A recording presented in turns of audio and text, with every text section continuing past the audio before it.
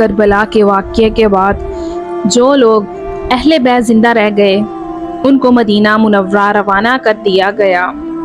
راستے میں کیا کیا مشکلات درپیش تھیں وہ خطبہ بی بی زینب رضی اللہ تعالی عنہا میں بیان ہو چکا ہے۔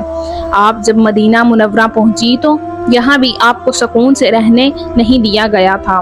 قاتل حسین کو یہ ڈر تھا کہ مدینے میں رہ کر بی بی زینب رضی اللہ تعالی عنہ ہمارے لیے خطرہ بن سکتی ہیں اور ہماری حکومت کے خلاف بغاوت کر سکتی ہیں، لہٰذا آپ کو طرح طرح کے بہانوں سے تنگ کیا جانے لگا اور مدینہ چھوڑنے کی دھمکیاں دی گئیں۔ بالآخر تنگ ہو کر ملک مصر کا رخ کیا اور صرف 1 سال کے بعد اس فانی دنیا سے رخصت ہو گئی۔ ناظرین، اب بات کرتے ہیں ابن زیاد اور یزید کا انجام کیا ہوا۔ کربلا کے بعد کیا ہوا؟ عبداللہ ابن زیاد یزید کی طرف سے کوفہ کا والد محرک گورنر تھا۔ کسی بت نے آپ کے حکم سے حضرت امام حسین اور اہل بیت علیہ السلام کو یہ تمام ایذائیں پہنچائی گئیں، لیکن زیادہ محسن میں 30,000 فوج کے ساتھ اتران ابراہیم بن مالک بشتر کو اس کے مقابلے کے لیے ایک فوج لے کر بھیجا۔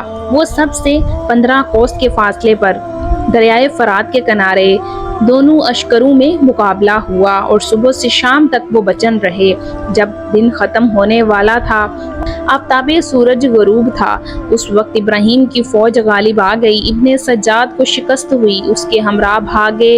ابراہیم نے حکم دیا کہ فوج مخالف میں سے جو ہاتھ آئے اس کو زندہ مت چھوڑا جائے، چنانچہ بہت سے ہلاک کیے گئے۔ کسی ہنگامے نے ابن زیاد فرات کے کنارے محرم کی 10 تاریخ کو مارا گیا اور اس کا سر کاٹ کر ابراہیم کے پاس بھیجا گیا۔ ابراہیم نے مختار کے پاس کوفہ میں بھجوایا۔ مختار سقفی نے دارالامارت کو راستہ کیا اور اہل کوفہ کو جمع کر کے ابن زیاد کا سر ناپاک اسی جگہ پر رکھوا دیا جس جگہ اس مغرور حکومت تو بندے دنیا نے حضرت امام حسین رضی اللہ تعالی عنہ کا سر مبارک رکھا تھا۔ مختار اہل کفر کو مخاطب کر کے کہا، دیکھ لو، حضرت امام حسین رضی اللہ تعالی عنہ کے خون ناحق نے ابن زیاد کو نہ چھوڑا۔ آج اس نامراد کا سر اس ذلت اور رسوائی کے ساتھ یہاں رکھا ہوا ہے۔ 6 سال ہو گئے، وہی طریق ہے، وہی جگہ ہے۔ خداوند عالم نے اس مغرور فرعون خصال کو ایسی ذلت اور رسوائی کے ساتھ ہلاک کیا۔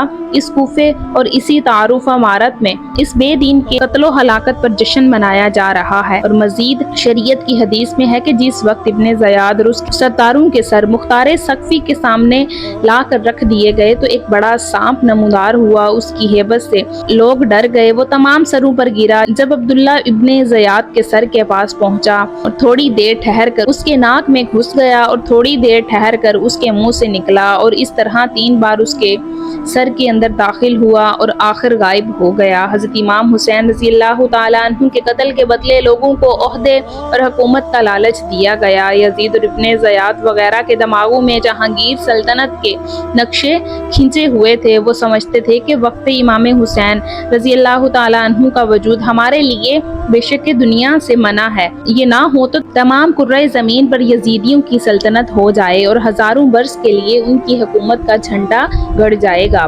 مگر ظلم کے انجام اور اہل الہی کے تباہ کن بجلیوں درد رسید گان اہل بیت کی جہاں پر ہم کو تخت کی تاثیرات سے بے خبر تھے، انہیں نہیں معلوم تھا کہ خون شہداء رنگ لائے گا اور سلطنت کے پردے اڑ جائیں گے۔ ایک ایک شخص جو قتل حضرت امام حسین میں شریک ہوا طرح طرح کے عذابوں سے ہلاک ہوگا۔ کوئی فرات کا کنارہ ہوگا، وہی عاشوراء کا دن ہوگا، وہی ظالموں کی قوم ہوگی اور مختار سقفی کے گھوڑے انہیں روکتے ہوں گے۔ ان کی جماعتوں کی کثرت ان کے کام آئے گی، ان کے ہاتھ کاٹ دیے جائیں گے، گھر لوٹ لیے جائیں گے، لاشیں سڑیں گی، دنیا میں ہر شخص دفت دفت کرے گا۔ اور اسی طرح ہوا۔ مختار سقفی نے امام حسین کے قاتل کو چن چن کر قتل کیا اور کم و بیش 30,000 لوگوں کو موت کے گھاٹ اتار دیا۔ واقعہ کربلا کے کچھ ہی دنوں کے بعد یزید ایک ہلاکت خیز اور انتہائی موذی مرض میں مبتلا ہوا۔ پیٹ کے درد اور آنتوں کے زخموں کی ٹیس یعنی تکلیف سے